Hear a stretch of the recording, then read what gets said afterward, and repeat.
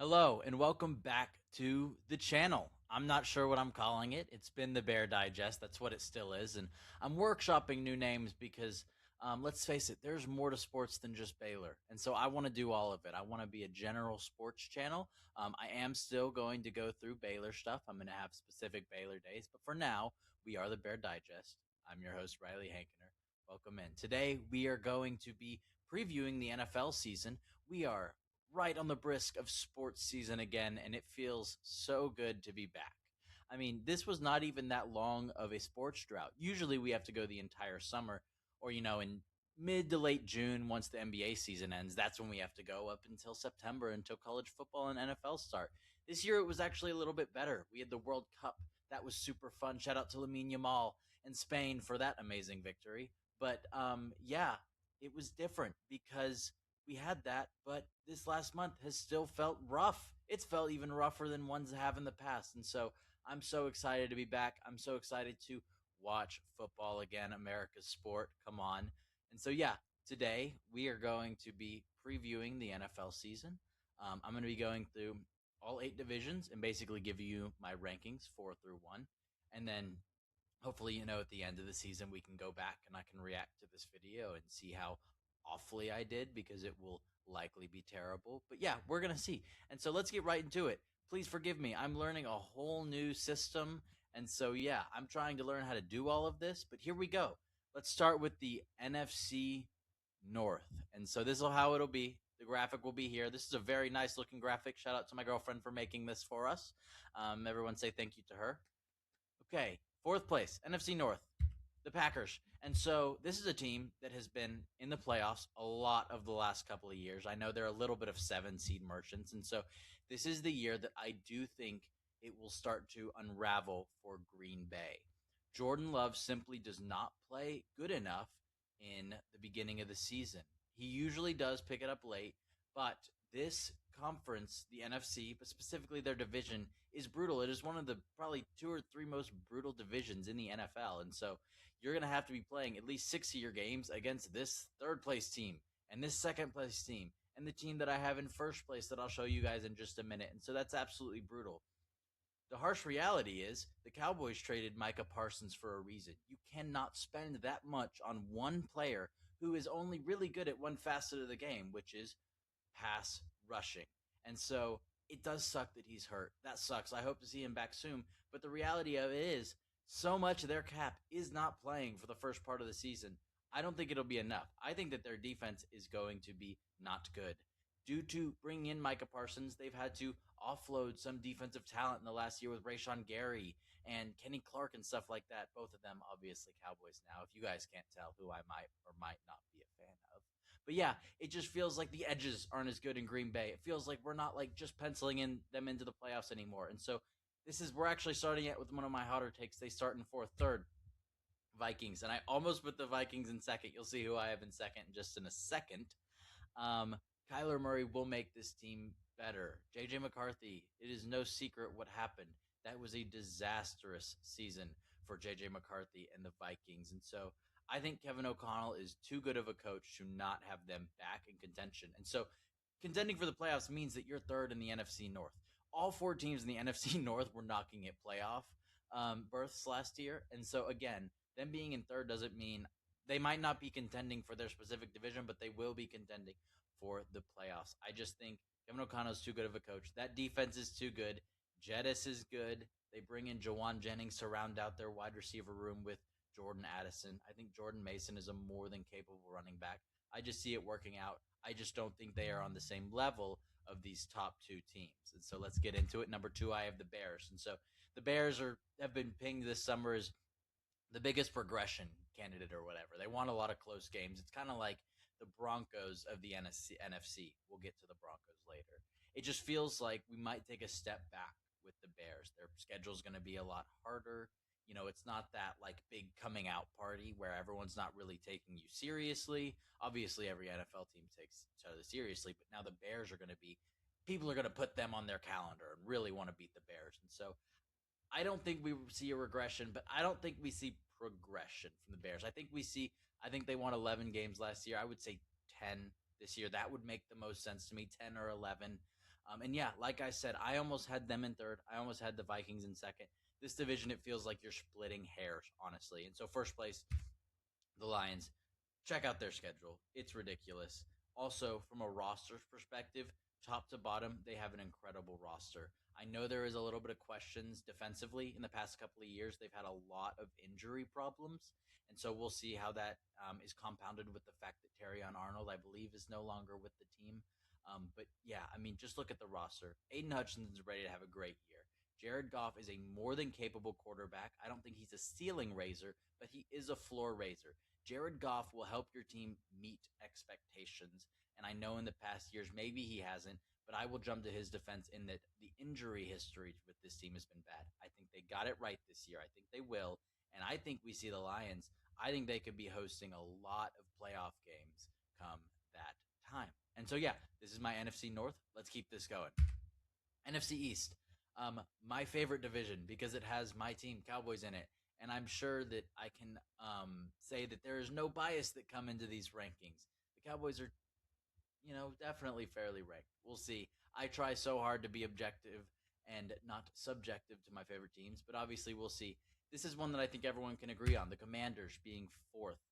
This team is old and broken, and it has been for years.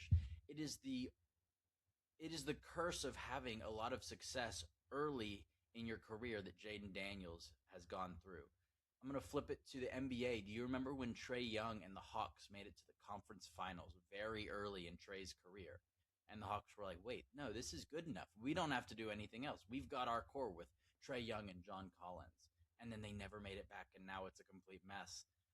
I think that's kind of what we're seeing. The Commanders, they kind of got a good draw in that playoff for Jaden Daniels' rookie year. Obviously, it was an amazing win over the Lions when it happened, but like I said, for the Lions, they were very injured. And so I think we see something very similar to that in that this team is old. They have not done the necessary things to build around Jaden Daniels.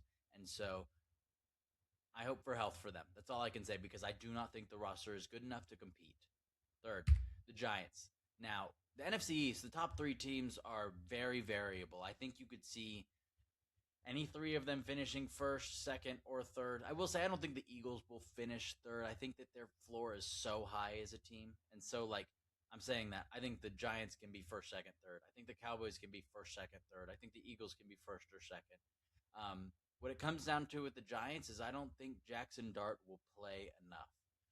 Maybe he's got his head on his shoulders. Maybe he's figured it out. Maybe Harbaugh is telling him the right things in order to get him to start sliding more. But we just saw in the preseason not only him get hit super hard, and I know that was Tyrone Tracy's fault on the crackback block on, but it was his strong side. He should have seen that rusher, and he lays on the ground motionless, and then he goes into the press conference complaining about why he's going into the blue tent.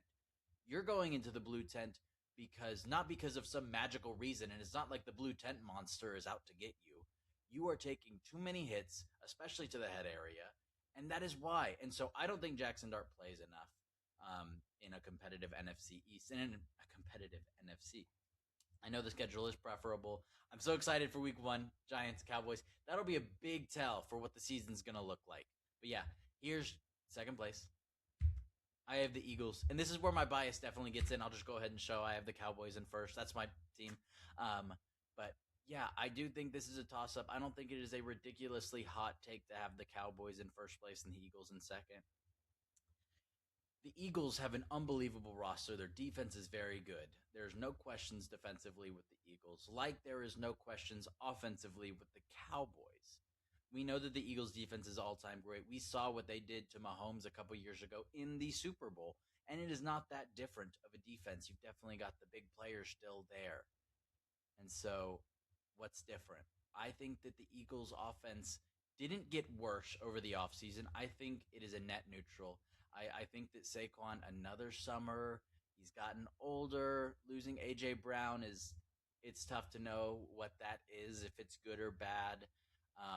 I know that they used their first and second round picks on, I believe, Mekhi Lemon and Eli Stowers, but all indications from camp are that those aren't going to be difference makers in the offense. But obviously, bringing in Sean Mannion to head the offense is going to be better.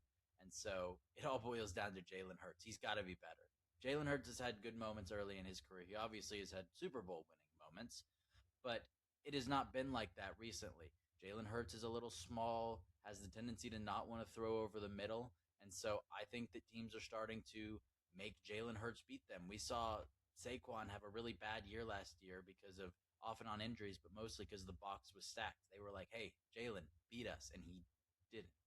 I don't trust him enough to change. Whereas with the Cowboys, like I said, offense, not a question. We know what it is. We know it's the top 5 offense in the league. Defense got a lot better. Look at the players. Like, look at the defensive depth chart for Dallas. You're not going to be like, oh, this is a top 10, top 5 defense, but you're like, this is probably a top 18 to 20 defense. And that's about all that they need with how good their offense is. It's crazy, but I'm sitting here like, if they hold teams to 28 points per game, they'll probably have a winning record, which is ridiculous. What you need out of the defense is so low, yet that defensive room, it is good. Christian Parker, the new defensive coordinator, I think is going to be a very big deal for Dallas. I think the acquisitions of Quinnen Williams last year, I think the rise of Siobhan Revel, we'll see how Kobe Durant does. Obviously, the draft of Caleb Downs, trading for Rashawn Gary, D. Winters. There's a lot going on that makes me think that the difference between the Cowboys and the Eagles is I think the Eagles' offense is about a net neutral from last year, whereas the Cowboys defense is a substantial improvement. So that's the NFC East for me. Going on, NFC South, 4th place, Falcons. This division is a mess. I'll probably go through this one a little bit more quickly. The Falcons, we know what they are. They're an absolute mess. Apparently they brought in Tua to be able to like soft put Penix back into the offense and kind of like slowly build that back up to try to reset it. Apparently Tua is playing so bad that they're having a tough time keeping Penix off the field, and so absolute mess. Their receiver room is just Drake London. Bijan is obviously amazing, but yeah, this team is just a complete mess. Like I can't give you the analysis as to why I think they're winning 3 to 5 games. I just think that's what we're gonna watch, and I don't take preseason as too much of an indicator, but the vibes have been extremely low in Atlanta. Um, 3rd place, again, this is a division where 1st through 3rd can all win, but all in their own ugly ways. 3rd place, I have a regression here from the Carolina Panthers. I think their offense was so bad last year, and I don't see it getting better. I hope Jonathan Brooks has a wonderful season back from his 2nd ACL tear, but we're going to see how much that will actually impact it. Tet can make a jump in year 2. Bryce Young can continue to try, but he's not getting taller, unfortunately. I for one know that you don't get taller at that age, and so I don't expect Bryce Young to really be able to like. Bryce Young's ceiling feels so capped. It doesn't feel like he can just come back from this offseason with some new look. It feels like we've seen mostly what we're going to see. And it felt like they were playing amazing last year, particularly in the Rams game late in the season and the Rams game in the playoffs. And to me, I know this is a little pessimistic and it's tough to talk about it like this before the season, but it feels like we were already watching what the Panthers are as a ceiling. And so I do not expect that. 2nd place, I have the Bucks. I think Baker Mayfield is going to have a better year. I still think it's going to be a little ugly. I don't love their wide receiver room. Emeka Ibuka obviously started off great last year, and maybe he gets back to that. But past that, what are we looking at? We're looking at like Jalen McMillan. I don't know if he'll be back. Chris Godwin is too old. Bucky Irving, I know he had a lot of off the field mental health issues with his injury last year. I really am hoping the best for him. I'm a huge fan of his. The loss of Rachaad White is completely fine. That was not a big deal for them, but I don't see it. I feel like the Bucks feel like what they felt like last year. And like last year, obviously they started great and they had those game-winning drives in those first couple of games, but it felt like something was going to unravel all year, and then it finally did, and it was really ugly when it did. And so 2nd obviously isn't bad. Like they'll be competing. I think that 1st, 2nd, 3rd will all be within a game, 2 games, but I do think the Saints take this division. It is further complicated by the Jordan Tyson injury, but I do tend to lean that I think the Saints will win. I think Tyler Shuck's a great quarterback, or at least good enough to win this division. Obviously, you don't have to be that great. And the team around him just makes a lot of sense to me. Chris Olave, we were waiting and waiting and waiting for a healthy season out of him. We got it. I think the addition of Trevor Achane is going to be good in the running back room. Trevor Achane being Travis Achane being Travis Etienne, but he willfully told us that his last name is pronounced Achane. And so, yeah, I see the Saints winning it. I like it. I like their schedule. I like how it breaks for them, and it makes sense. Jordan Tyson, like when I made this, I had Jordan Tyson in mind. He's now hurt. And so we're going to see how that affects things. But I do think this is how the NFC South will go. Let's move on. NFC West, potentially the best division in football to be seen. But definitely the Cardinals in last. Jeremiah Love can only do so much. He's actually hurt right now. I hope we see some Carson Beck by the end of the year because as far as Jacoby Brissett and Gardner Minshew, we kind of know what those guys are. They're not building them for the future, and so I'd love to see some Carson Beck. That guy's at the very least fun to watch because of how funky he looks, but he is a good quarterback. Not much to say here. The 49ers, there is some variance with them with injuries. They have been hit by injuries, maybe the most ever. If you look up, there's something like about how they have like some sort of like power generator station near their thing, and it's like that causes injury. That's something that I 100% believe. Of course, no, I don't know, but it's very weird. And I heard about this like a year ago, and then the injuries keep coming up. But it looks like they could be okay. Obviously, Ricky Pearsall out for the season, but Mike Evans comes in. Slots is probably the wide receiver one. They get Debo Samuel back. I know they drafted the rookie Dejon Stribling. Kittle should be back week 1 or 2. Those are pretty good weapons for Brock Purdy, who is a great quarterback. As far as what I can give Brock Purdy is as a processor, I don't know if there's many quarterbacks in the league that are better at looking at their 1, 2, 3 options. They're better quarterbacks, but as far as like scanning the field and finding the best throw, Brock Purdy is up there with the best of them.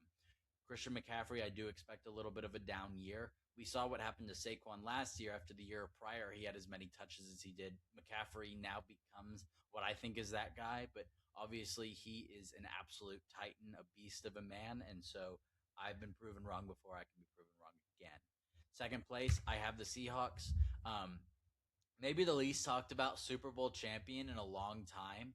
I was hearing a talk show today to talk about the Seahawks. You know, usually after a team wins a Super Bowl, the media wants to go, they're going to win it again. I think it was the Herd. They're going to win it again, but no one's saying that with Seattle, and I think they totally could.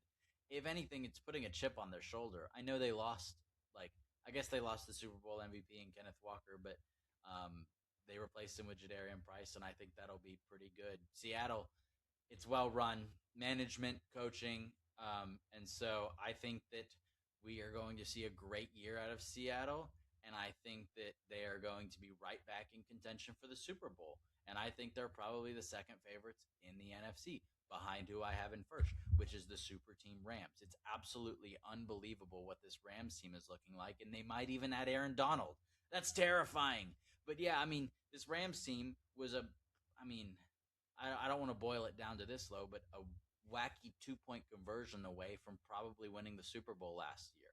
If Seattle doesn't get that weird Zach Charbonnet pickup 2-point conversion in the regular season game, LA's hosting throughout the playoffs. I think if LA hosts against Seattle, they beat them and then win the Super Bowl. It was no secret that whoever won that Seahawks LA game was probably going to beat the Patriots.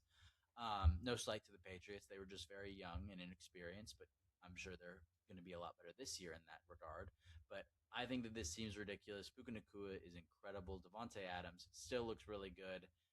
Sean McVay is probably the best coach in football. I guess that's maybe a hot take. It's hard to name who the best coach is, but he is definitely one of the best coaches and one of the very best offensive minds we've probably ever seen. Heading over to the AFC. AFC North.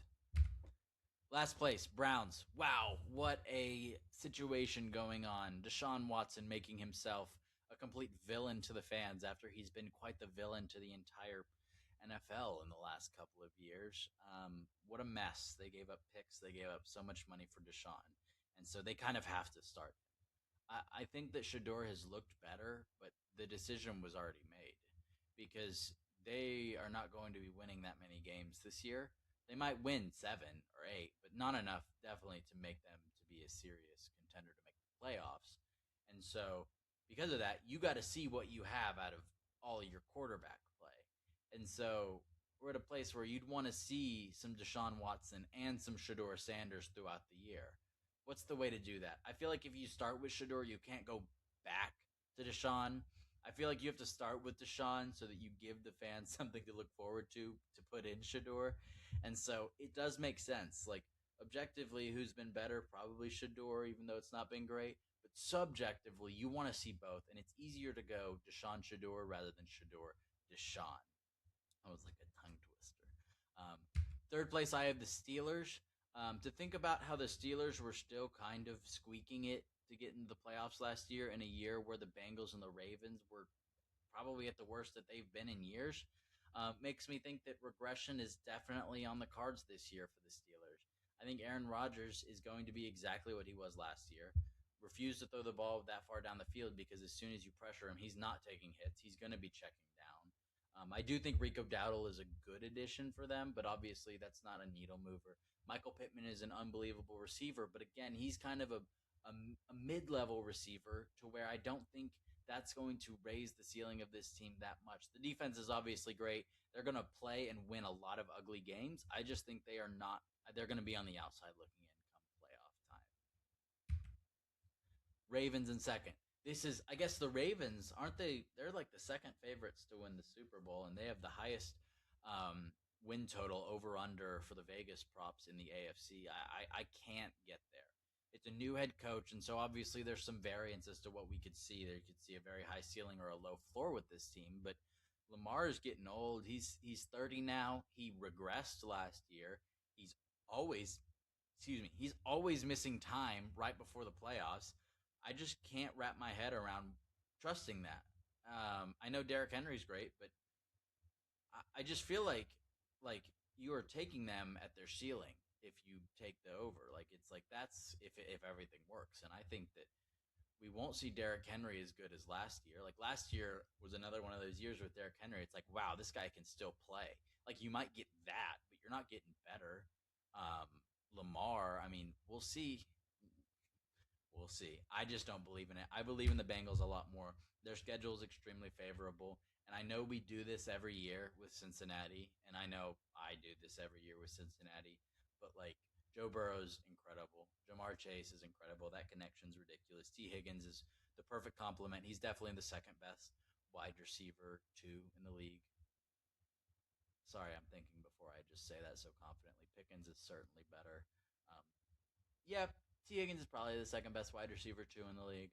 Um, it's like the AFC Cowboys. Like it's the same deal, but I do think that the Bengals defense got better enough. I think bringing in Dexter Lawrence is really good. The defensive line is good. The linebackers are a little iffy, so we'll see. But I trust that schedule. Like I think we could see the Bengals be like the Patriots last year, where it's like, man, this team just gets to really have an easy schedule, and because of that, like they're very healthy, they're very ready. Because a lot of what like postseason success is timing. It's like who is healthy and like buzzing at the right time, and I think we see that out of Cincinnati, even though they might not have the roster of a Baltimore. Um, Moving along, AFC East. In fourth place, I have the Dolphins. I think we see the Dolphins tanking this year. I would be remiss if any of you could name me like more than one or two receivers for the Dolphins. It's a complete mess. And so Malik Willis, obviously, really good for him to get his payday, and he'll be really interesting. Like him and Achan, Devon Achan, their running back, is actually a really interesting duo. Like that's speed and speed, and so like the Dolphins might be fun to watch. They won't be good. I think we see them tanking and hopefully getting a good pick. We've got a good draft next year. Third, I have the Jets. I really hope we get to see some Cade Klubnik by the end of the year. The Jets will simply be better because Geno Smith can actually play quarterback. He can't play it super well, but last year it felt like the Jets didn't even have someone who could play quarterback.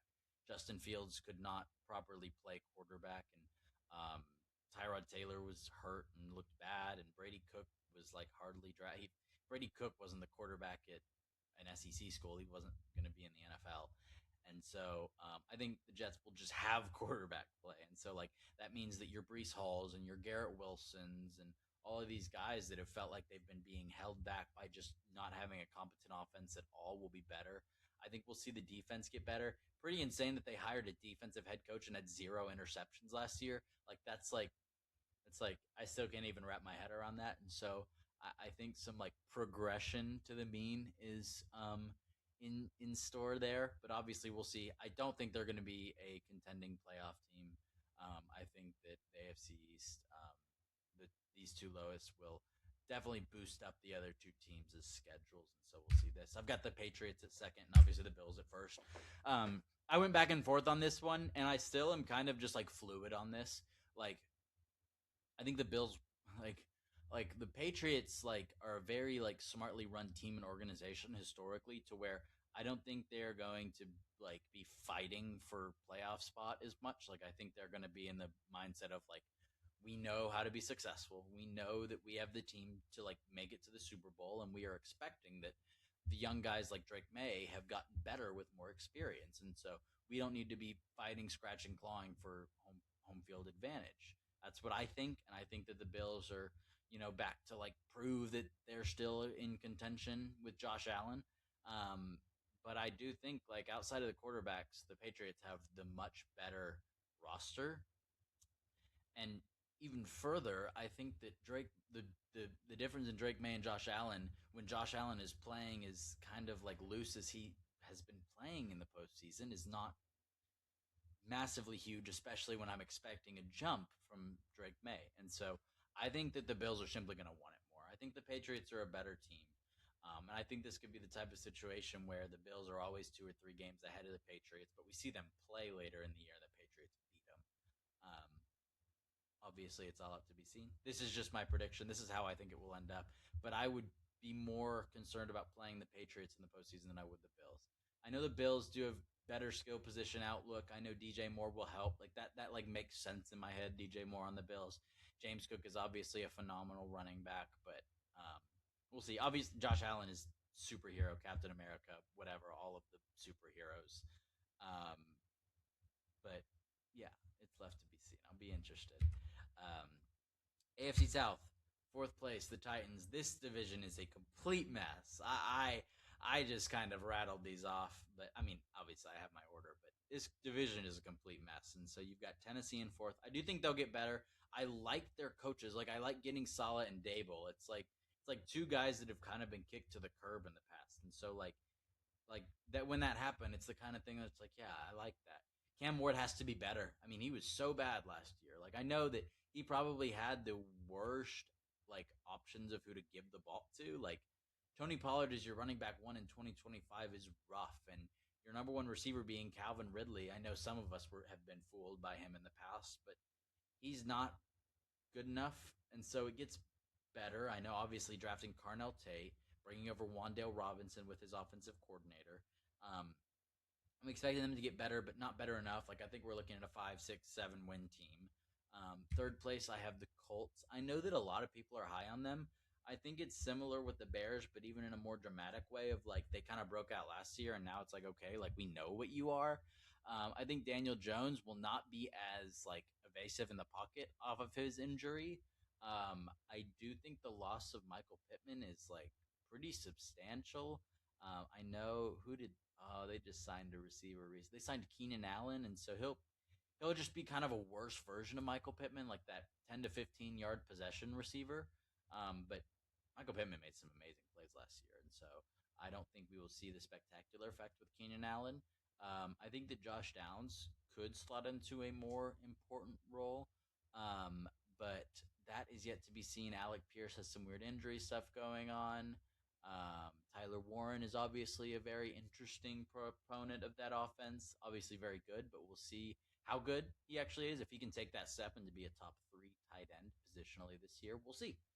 Um, Second place, I have the Jaguars, another regression candidate for this year because they feel the same while a bunch of other AFC teams are getting better. It felt like the Jaguars picked the right year to be really good last year. It's actually insane. Did they end up winning like 13 games? It's absolutely crazy. And so I think they'll still be good, but I think we're seeing a regression year where they win 9 or 10 games. I still do not completely believe in Trevor Lawrence. And they lost Travis Etienne. Sorry, Travis Etienne and Rashul Tutin obviously is slotted for a big role there. Their wide receiver room is very interesting. You've got 3 guys that are seemingly very similar as far as how they are viewed in Parker Washington, Brian Thomas, and Oh gosh, I'm blanking of his name. Jacoby Myers. And so yeah, we'll see. But I do not think they will be the Texans. I think this will be another really close one. But the Texans defense is the best in the NFL. It's absolutely ridiculous. I mean, pull up their depth chart. It's ridiculous. And I think we see a better year out of CJ Stroud. I'm not a CJ Stroud defender. I'm actually like I slander him pretty hard. I'm not a fan of his at all. But I think that like last year they were trying to get CJ Stroud to be something he wasn't, and I think that this year more now it's like we know what you are, and so we're just going to be a ground and pound ugly team. Like they had the makings of an ugly team last year, but they were trying to make it too pretty on offense. And so they need to take like the Aaron Rodgers Steelers route and just like be absolutely ugly offensively, like pound it with David Montgomery, who's a great running back to do it. Like work in the 5 to 10 yard range in the passing, which is what Nico Collins. I mean, Nico Collins can take the top off of defenses very well, but like he also is a very good short route runner. And I think you see a lot more just like ugly, grinded out games from the Texans, whose defense is absolutely ridiculous. And so that's my pick. AFC West. This is a very stacked division. I don't even know where I'm at with the division. Like this is another one that I just had a tough time, but that's what predictions are for. Not knowing and just saying something because it's like this might be right. This is what I think is most likely to be right. Raiders will be better probably this year than they were last year. Obviously, they got the first pick last year. I don't think much better. I think that Kirk Cousins will help, and but you want to get Mendoza in there. I for one will be the one to say that if I was them, I would start Mendoza week one, snap one, because a lot of times we get this whole thing of like, oh, like the NFL has a talent development problem, which I think is so silly. When you realize that like it's not that, it's just NFL quarterbacks keep getting drafted that have never been touched in college. And so I guess Mendoza does have that, but he had his year at Cal. He's had years. And I feel like Mendoza's just the right guy to where, like, if he throws a couple of bad balls in the first couple of weeks, he's not going to let that define him. And so when you, it's like the analogy of like when you know you've met the love of your life, you have to marry them immediately. Like when you know you have your franchise quarterback, you need to start them immediately.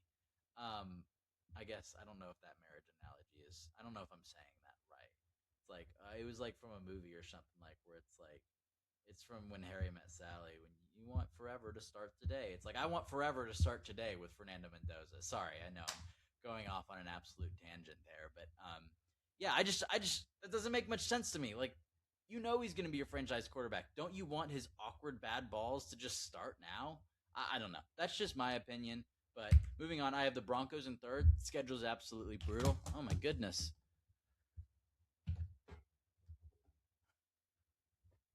First recording back. My ring light's already falling. Sorry. Broncos in third place.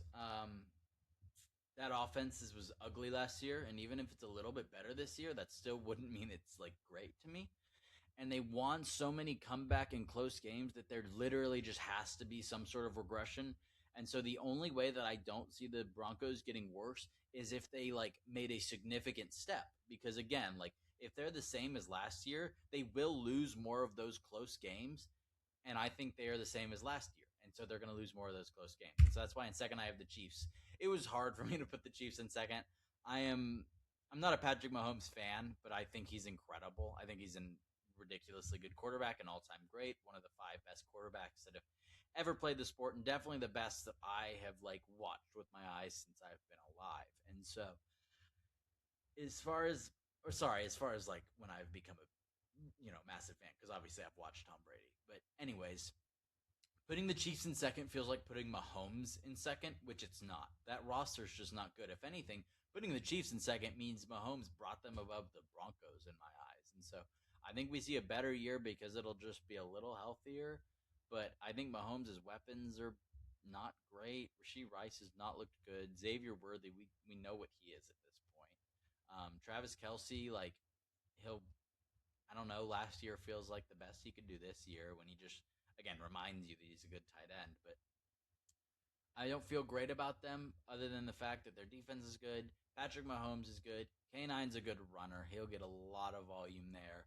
And so Again, this is another we'll see, but I think second's a great place to put them because I think Mahomes will be good enough to get them there, but not good enough to get them all the way to first, where I have the Chargers. This is one that, like, even after I wrote it, and even as I'm saying it now, I don't feel amazing about. Um, but the roster's really good, and so it's almost like if the media has been telling me the truth about Justin Herbert, they're going to be first. Because for years, it's just excuse after excuse after excuse, and this feels like the year that there's no excuses. Like, you've got these developing talents in the wide receiver room. Like, the wide receiver room is very cohesive. It makes a lot of sense to me. Like, you've got a good tight end room to where you can run some big personnel. Your running back room is incredibly deep. Like, Omarion's going to be great, but obviously, like, Keaton Mitchell is like a speedster. McDaniel brought him over. Your offensive coordinator is a proven guy who can run an offense, maybe not run a team, but run an offense very well. Your head coach is one of the very best in the sport. Your defense is very good too. You've got some absolute stars. And so it's like I feel like I'm calling the media's bluff by putting the Chargers here, because it's like if you're telling me the truth about Justin Herbert, they're going to finish first. And so I think that I've been told mostly the truth about Justin Herbert. I do think he has played very good football for many years and been kind of let down, but I don't know. I'm starting to see Justin Herbert as like this is what he is. 0 playoff wins. So we'll see. And that's going to wrap it up. I thought there was one more. I don't know why. I've just been kind of in like a flow state as far as like just going through. I never knew what we were at. And so, yeah, 36 minutes. That's pretty good. I actually did my timing pretty well. And so, thank you guys for watching this. I really appreciate it. And I'm really excited to get back to doing this. It's something that I love doing. And I got away from it just because talking about Baylor was hard. Things weren't going well. And it was hard to just turn on the camera and just kind of complain for half an hour. And so I'm hopefully going to be, hitting some more broader things. And so just to give you guys kind of an overview, you guys that stuck around until the end, I want to do some NFL. I want to do some college football. I want to do some NBA once that starts. I want to do some college basketball once that starts. I'm going to do a day on Baylor sports still. The Bear Digest is not going anywhere. It'll just be a segment. And then I'm going to do a couple of other things that are a little bit more specific to my life. I'm going to be releasing episodes about my fantasy football league, kind of recapping what's been going on in that. And that'll mostly just be for us and for my friends that I'm in the league with. But also I'm going to be potentially introducing a sports mental health series in which I talk about the intersection of sports, something men absolutely love to talk about, with mental health, something that men usually don't love to talk about. And so I'm super excited about that. I'm currently pursuing my master's degree in clinical mental health counseling at SMU in Dallas. And so that is something, mental health, that is ever prevalent in my studies and my future job. And so I'm super excited about that. And so thank you so much for sticking around. Please leave name suggestions for this channel down below, and hope you guys have a great rest of your day.